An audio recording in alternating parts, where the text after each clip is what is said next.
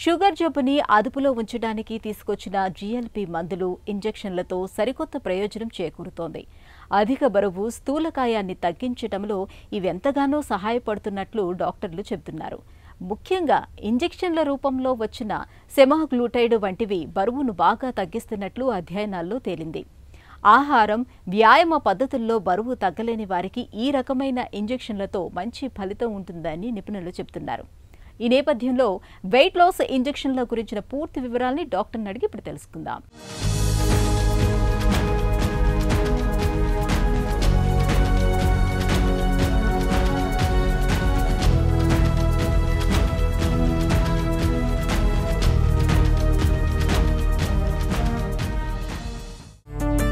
బరువును తగ్గించే ఇంజెక్షన్లు వచ్చాయా? అసలు ఏమిటి ఇంజెక్షన్లు? ఈ వెయిట్ లాస్ డ్రగ్స్ అనేది మనకి ఫస్ట్లో వచ్చినప్పుడు రోజు 2 సార్లు చేసుకోవాల్సి వచ్చేది ఇంజెక్షన్. తర్వాత ఇంకొక లిరాగ్లూటైడ్ అని వచ్చింది, అది డైలీ వన్స్ అని వచ్చింది. డ్యూలాగ్లూటైడ్ అని వచ్చింది, అది వన్స్ ఏ వీక్ వచ్చింది.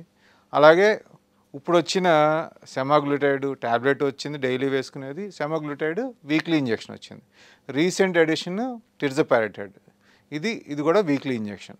సో ఈ వీక్లీ ఇంజెక్షన్ వచ్చేపాటికి ఏంటంటే over a period of time drug డిస్కవరీలో ఒక్కొక్క మాలిక్యూల్ ఇంప్రూవ్ చేసుకుంటూ వెళ్తుంటే ఇప్పుడు వచ్చిన మాలిక్యూల్స్ ఇవన్నీ కూడా వెయిట్ లాస్కి కనుగొన్న మందులు కాదండి. డయాబెటీస్ మేనేజ్మెంట్ కోసం కనుగొన్న మందులతో దాని సైడ్ ఎఫెక్టు వెయిట్ లాస్, దాని మెకానిజంలో. సో ఇప్పుడు రెండింటికి వాడుతున్నారు ఈ ఇంజెక్షన్స్. ఇండియాలో మాత్రం మనకి డయాబెటీస్కి మాత్రమే అప్రూవ్ చేయబడినాయి. యాక్చువల్గా ఈ డయాబెటీస్ ఉన్న వాళ్ళకి షుగర్ కంట్రోల్ చేయడానికి వాడాల్సిన డ్రగ్స్. వీటిని ప్రస్తుతానికి ఆఫ్ లేబుల్గా వెయిట్ లాస్ డ్రగ్స్ కూడా వాడుతున్నారు. అలా కొంతమంది వాడినాక ఇప్పుడు యూఎస్లో కొన్ని మాలిక్యూల్స్కి వెయిట్ లాస్ కూడా వాడచ్చు అని అప్రూవల్స్ ఇచ్చారు. మన దేశంలో కూడా ఫ్యూచర్లో అది వచ్చే అవకాశాలు ఉంటాయి.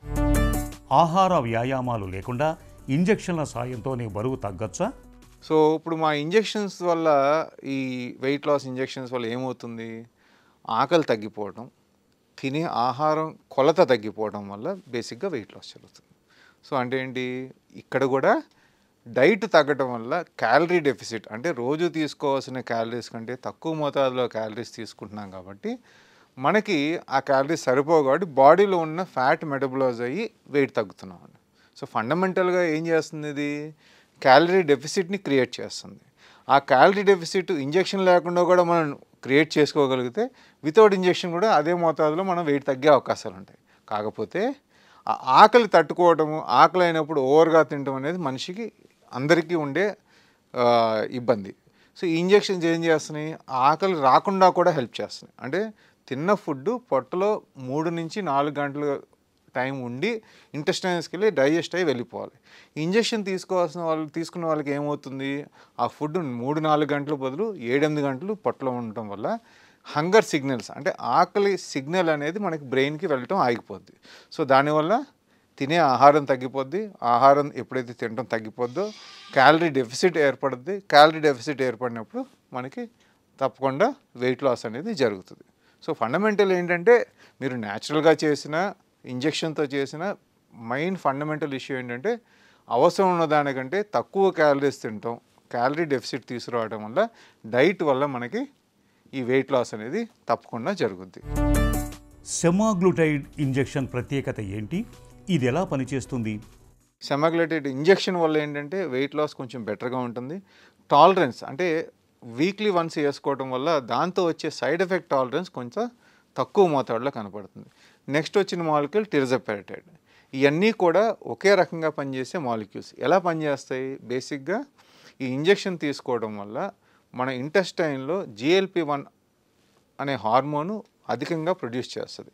ఈ హార్మోన్ ఏంటి, గ్లూకోగాన్ లైక్ పెప్టైడ్ అంట. అంటే ఇన్సులిన్, గ్లూకోగాన్ అనేది 2 హార్మోన్స్ మన ప్యాంక్రియాస్లో ప్రొడ్యూస్ చేసేది. ఇన్సులిన్ ఏమో షుగర్ని తగ్గిస్తుంది, గ్లూకోగాన్ ఏమో షుగర్ని పెంచుద్ది.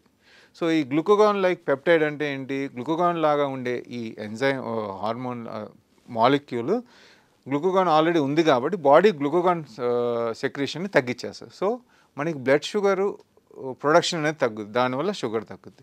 దాంతోపాటు ప్యాంక్రియాస్లో ఇన్సులిన్ ప్రొడక్షన్ని స్టిమ్యులేట్ చేస్తుంది. ఇన్సులిన్ ప్రొడక్షన్ స్టిమ్యులేట్ చేసినప్పుడు ఆ ఇన్సులిన్ వెళ్ళి మన బాడీలో ఉన్న షుగర్ మోతాదుని తగ్గించడానికి అవకాశం.